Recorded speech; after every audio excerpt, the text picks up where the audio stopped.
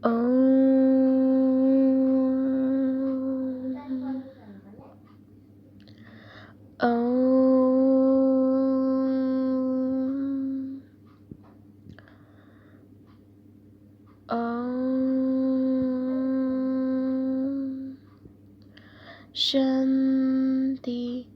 शांति शांति।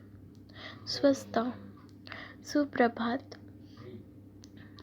समस्त को स्वागत एवं अभिनंदन। आशा करे समस्ते भलरे थिबे।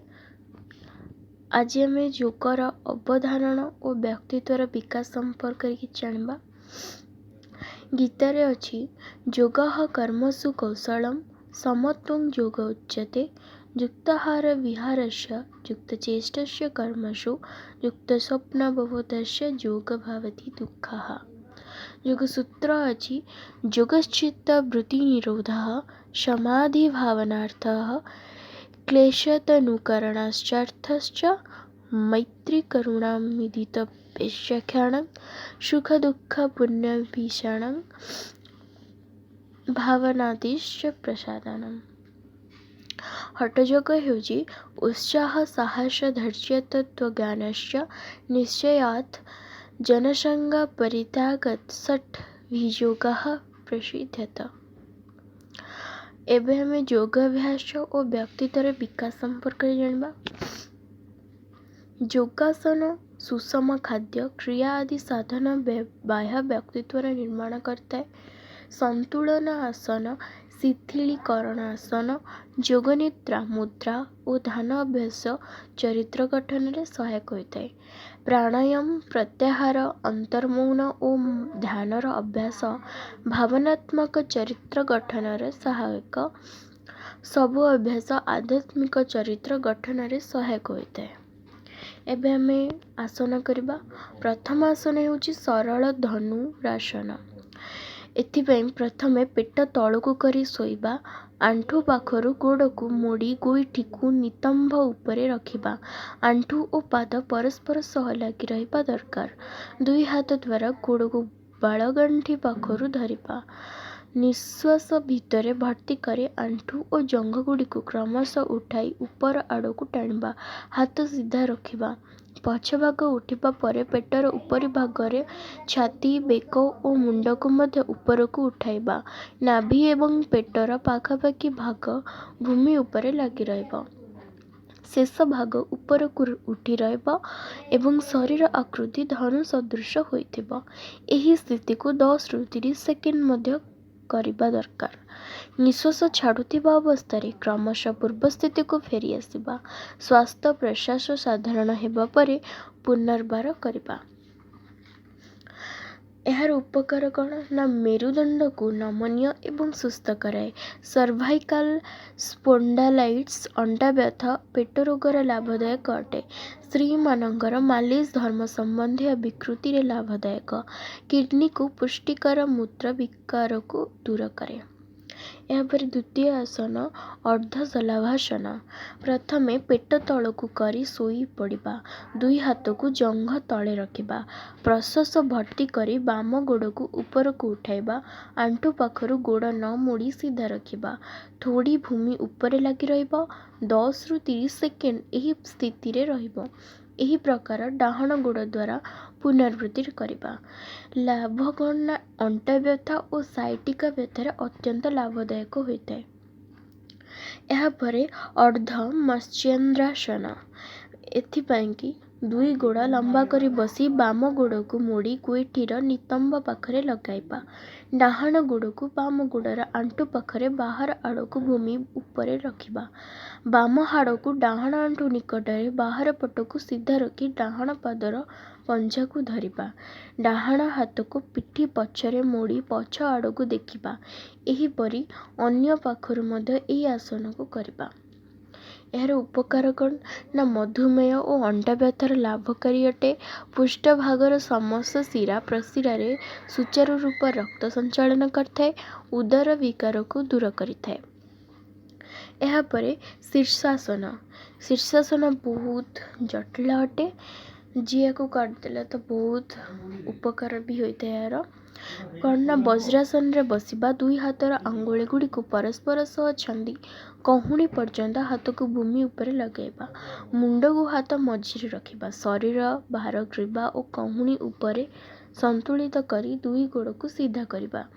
ଏବେ ଗୋଟିଏ ଆଣ୍ଠୁକୁ ମୋଡ଼ି ଉପରକୁ ଉଠାଇବା।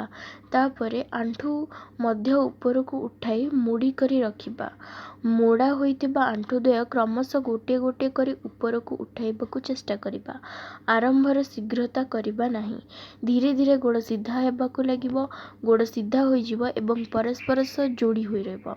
ଆଖି ବନ୍ଦ ରହିବ। ଶ୍ୱାସ ପ୍ରଶ୍ୱାସରେ ଗତି ସାଧାରଣ ରହିବ।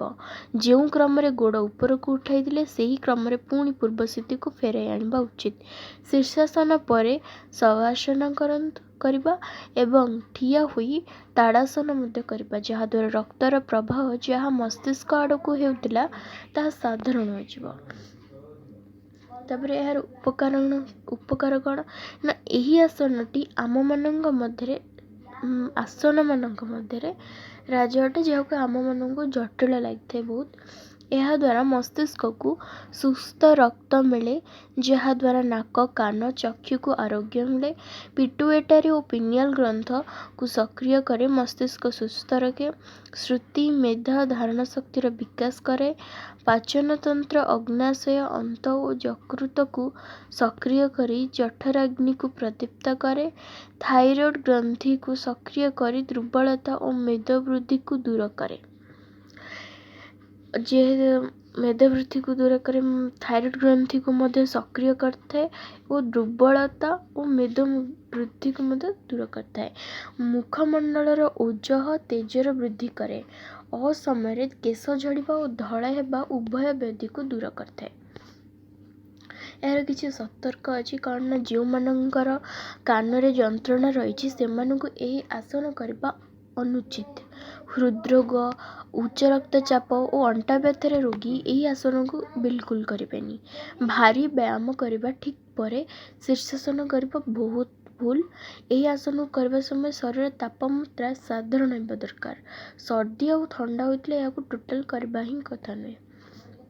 ଏହାପରେ ଆମେ କରିବା ଉଡ଼ଡିୟାନ ବନ୍ଧ, ଯେଉଁ କ୍ରିୟା ଦ୍ୱାରା ପ୍ରାଣ ଜାଗ୍ରତ ହୋଇ ସୁଷୁମ୍ନାରେ ପ୍ରବେଶ କରେ ତାହାକୁ ଉଡ଼ଡିୟାନ ବନ୍ଧ କୁହାଯାଏ। ଠିଆ ହୋଇ ଦୁଇ ପାପୁଲିକୁ ସହଜ ଭାବେ ଦୁଇ ଆଣ୍ଠୁ ଉପରେ ରଖିବା। ଶ୍ୱାସ ବାହାର କରି ପେଟକୁ ଢିଲା ଛାଡ଼ି ଦେବା। ଜଳନ୍ଧର ବନ୍ଧ ନିମନ୍ତେ ଚିବୁକୁ ଛାତିରେ ପକାଇ କାନ୍ଧ ଅଳ୍ପ ଉପର ଆଡ଼କୁ ଉଠାଇବା। ପେଟକୁ ଟାଣି ଅଣ୍ଟାରେ ଲଗାଇ ଦେବା। ଯଥାଶକ୍ତି କରିବା ପରେ ପୁଣି ଶ୍ୱାସ ନେଇ ପୂର୍ବ ଭଳି ଦୋହଲାଇବା। ପୁଣି ପ୍ରାରମ୍ଭରେ 3 ଥର କରିବା ବିଧେୟ। ଏହିଭଳି ପଦ୍ମାସନ ଓ ସିଦ୍ଧାସନରେ ବସି ମଧ୍ୟ ଏହି ବନ୍ଧ କରାଯାଇପାରେ। ଉପକରଣ କ'ଣ ନା ପେଟ ସମ୍ବନ୍ଧୀୟ ସମସ୍ତ ରୋଗକୁ ଦୂର କରେ। ପ୍ରାଣ ଜାଗ୍ରତ କରି ମଣିପୁର ଚକ୍ରର ଶୋଧନ କରେ, ଯାହାକୁ ନାଭି ଚକ୍ର ମଧ୍ୟ କୁହାଯାଏ। ହୃଦୟ ମୁଦ୍ରା କ'ଣ ନା ଯେକୌଣସି ଆରାମଦାୟକ ଧ୍ୟାନ ଆସନରେ ବସିବା। ମୁଣ୍ଡ ଓ ପିଠି ସିଧା ରଖିବା। ତର୍ଜନୀର ଟିପକୁ ବୁଢ଼ା ଆଙ୍ଗୁଳି ମୂଳରେ ରଖିବା। ମଧ୍ୟମା ଓ ଅନାମିକାର ଟିପକୁ ବୁଢ଼ା ଆଙ୍ଗୁଳି ଟିପ ସହ ମିଶାଇବା। କନିଷ୍ଠ ସିଧା ହୋଇ ରହିବ। ଏହିପରି ଭାବେ ହୃଦୟ ମୁଦ୍ରାସନ କରିବା ଏବଂ ପାପୁଲିକୁ ଉପରକୁ ମୁହଁ କରି ହାତକୁ ଆଣ୍ଠୁ ଉପରେ ରଖିବା। ଆଖି ବନ୍ଦ ରହିବ। ସାରା ଦେହ ସମ୍ପୂର୍ଣ୍ଣ ସ୍ଥିର ଓ ଢିଲା ରହିବ। ଏକାଗ୍ରତା ଶ୍ୱାସକ୍ରିୟା ଉପରେ ରହିବ। ଏହାର ଉପକାର କ'ଣ ନା ହୃତ୍ପିଣ୍ଡ ସୁସ୍ଥ ରହେ। ହୃତ୍ପିଣ୍ଡର ନାଡ଼ି ସହ ମଧ୍ୟମା ଓ ଅନାମିକା ଆଙ୍ଗୁଳିର ସିଧା ସମ୍ପର୍କ ରହିବ। ବୁଢ଼ା ଆଙ୍ଗୁଳି ପ୍ରାଣିକ ବଳୟକୁ ବହିର୍ମୁଖୀ ହେବାକୁ ଅବରୋଧ କରେ ଏବଂ ଏକ ଶକ୍ତି ସଞ୍ଚାରକ ରୂପ କାର୍ଯ୍ୟ କରେ। ପ୍ରାଣର ଗତି ବଦଳି ହାତରୁ ଯାଇ ହୃତ୍ପିଣ୍ଡ ସମ୍ପୃକ୍ତ ନାଡ଼ି ମଧ୍ୟରେ ପ୍ରବାହିତ ହୁଏ। ଅତ୍ୟଧିକ ଭାବପ୍ରବଣତାରୁ ସୃଷ୍ଟ ବିକାରକୁ ଦୂରୀଭୂତ କରେ। ଏ ଥିଲା ଆଜିର ଯୋଗାସନ। ନେକ୍ସଟ କ୍ଲାସରେ ଦେଖା ହେବ। ସେଥି ପର୍ଯ୍ୟନ୍ତ ବିଦାୟ ଦିଅନ୍ତୁ। ଧନ୍ୟବାଦ। ଜୟ ହିନ୍ଦ।